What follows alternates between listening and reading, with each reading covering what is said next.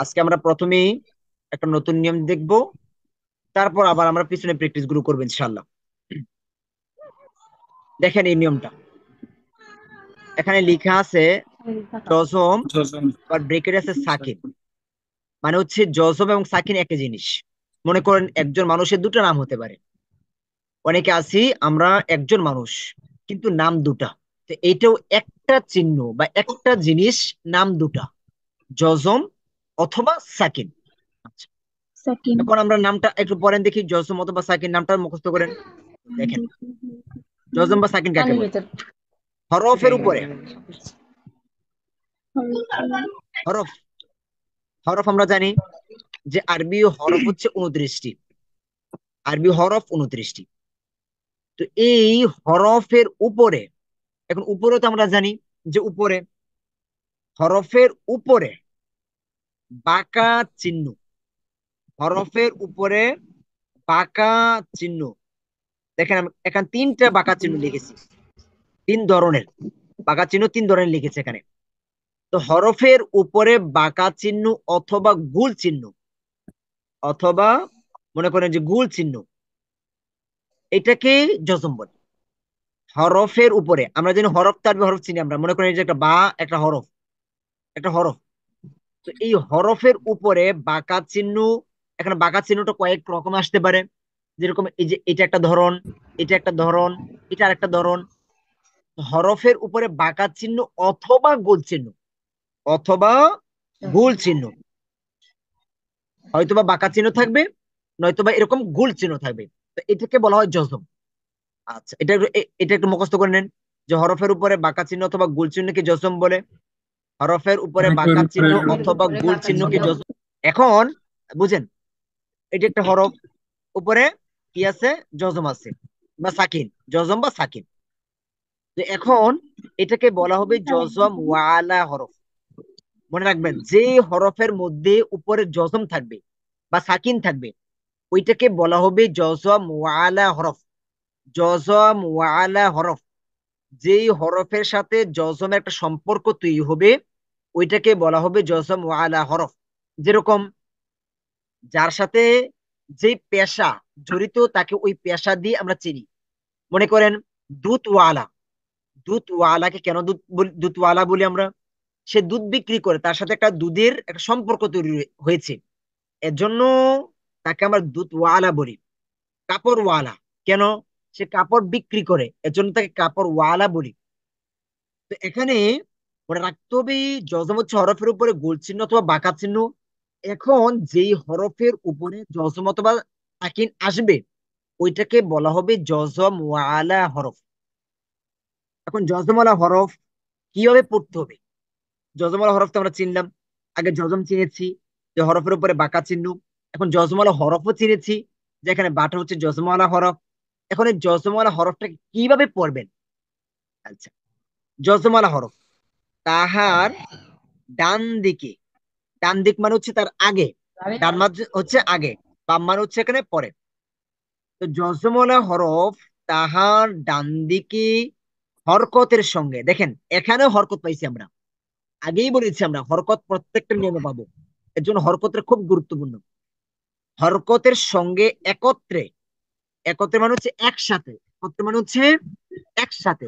একসাথে। জজমলা হরফ তাহার ডান দিকে হরকতের সঙ্গে একত্রে মানে দুটো একসাথে একবার পড়া যায়। যজমালা হরফ তাহার ডান দিকে হরকতের সঙ্গে একত্রে মানে একসাথে, একসাথে মিলে একবার, একবার পড়া যায় মানে একবার উচ্চারণ হবে। জজম ওয়ালা হরফ তাহার ডান দিকে, মানে যে হরফটার মধ্যে জজম থাকবে ওই হরফটা তার ডান দিকে হরকতের সঙ্গে, হরকত যেটা থাকবে, হরকত, হরকত কাকে বলে? এক জবর এক জের এক পেশকে হরকত বলে। এখন জবরও থাকতে পারে, জেরও থাকতে পারে, পেশও থাকতে পারে।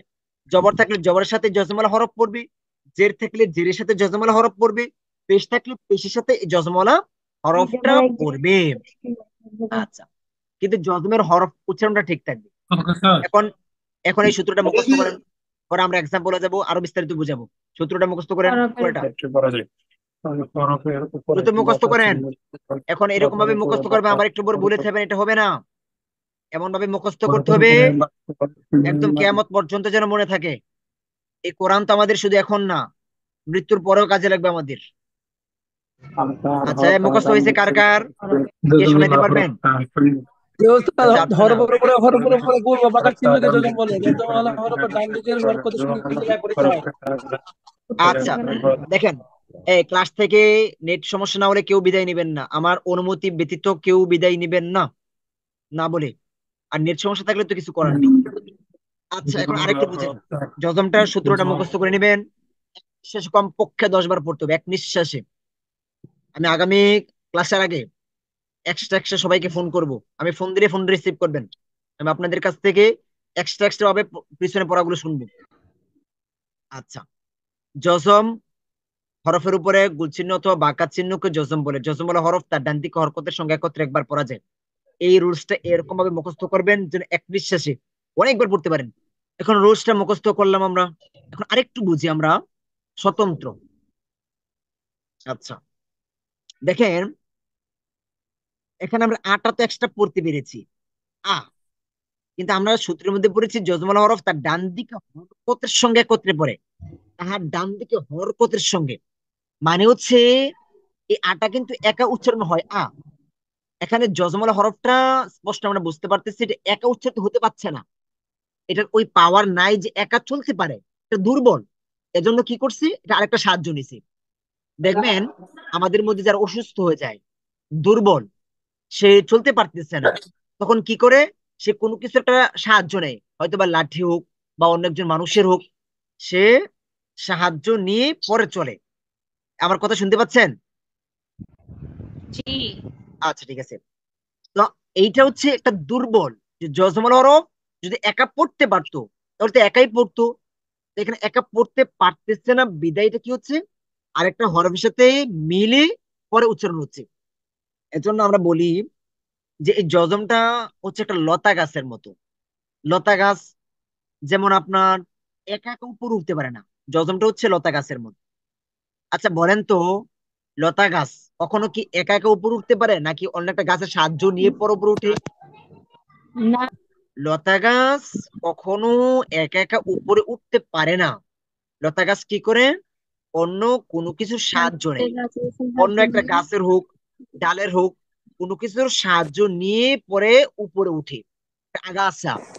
তো যজমলা হরফটা হচ্ছে একটা লতা গাছের মতো, একটা আগাছার মতো, এটা নিজস্ব কোনো পাওয়ার নেই। যেরকম জাম, বর্গীয় জ আকার ম, হওয়ার কথা ছিল জামো, যা ম, যা ম, যা ম, জামো, জামো হওয়ার কথা ছিল, কিন্তু জামো হয় নাই। এখানে হয়েছে কি, জাম, জাম, মানে জামটাই যাটাই সে মটাকে ধরছে, জাম, জাম। তো এখানে এইটাই হচ্ছে যজম।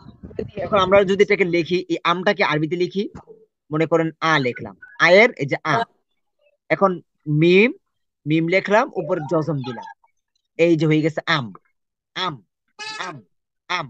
তারপরে মনে করেন জামটাই লিখি আমরা এখানে যা, এই যে যা, যা হরকতের মধ্যে পড়ে আসছে, আমরা এটা জিম জবর যা, যা আমরা পড়ে আসছি হরকতের মধ্যে যা।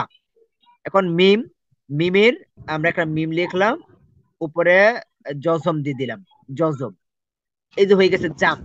মানে জজম থাকলে আগের হরফটা আইসা, হরকতর হরফটা আইসা এটাকে থাপ করে ধরে ফেলবে, বুঝতে পারলাম, ধরবে, জাম, জাম, আম, আম, আম।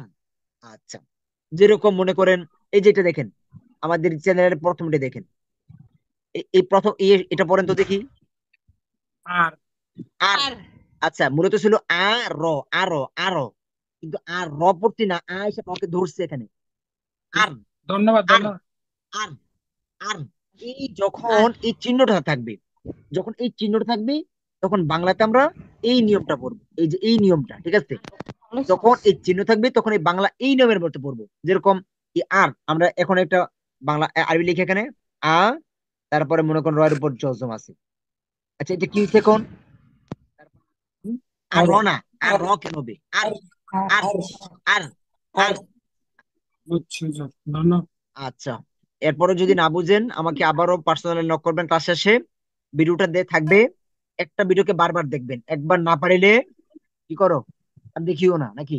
দেখো হ্যাঁ, আর দেখো না। আপনার মধ্যে জেদ তৈরি করতে হবে। আগে জেদ তৈরি করবেন, যতক্ষণ না হবে আমি ততক্ষণ পড়বই, এরকম জেদ তৈরি করতে হবে। একবার না হবে 100 বার, 100 বার না হবে 1000 বার। না হবে যাবে কোথায়? না হয়ে যাবে কোথায়? আর যদি মনে করেন এই চেষ্টা থেকে যায় আপনার হচ্ছে না, আপনি চেষ্টা করতেছেন again and again again and again, চেষ্টা করতেছেন, আর এই অবস্থা আপনার মৃত্যু হয়ে যায়, এই অবস্থা আপনার মৃত্যু হয়ে যায় এই চেষ্টা থাকা অবস্থায়, আল্লাহ হয়তো বা আপনার এই চেষ্টার উসিলে আপনাকে কাল কিয়ামতের দিন নাজাত দিতে পারে। বুঝছেন? আমিন। আচ্ছা, চেষ্টা থাকতে হবে, চেষ্টা থাকতে হবে, চেষ্টার দাম অনেক। একটা স্টুডেন্ট চেষ্টা করতেছে, পারতেছে না, শিক্ষক তাকে কখনো গালিও দিবে না, বকাও দিবে না, মারবেও না।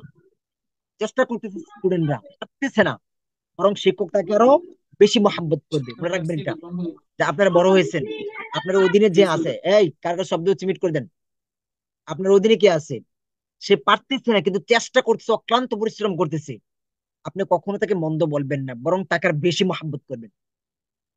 আমাদের রবও এরকম, আপনি পারতেছেন না, চেষ্টা করতেছেন, বারবার বারবার চেষ্টা করতেছেন, এই চেষ্টার জন্য আল্লাহ আল্লাহ আপনাকে বেশি মহাব্বত করবেন ইনশাআল্লাহ। আচ্ছা, এখন দেখি আমরা আহ, দেখেন প্রথমে প্রথমে এই একটা হরফ পড়েন, বা বা। লা আচ্ছা, এখন এই পরের বা। হরফটা কি আছে?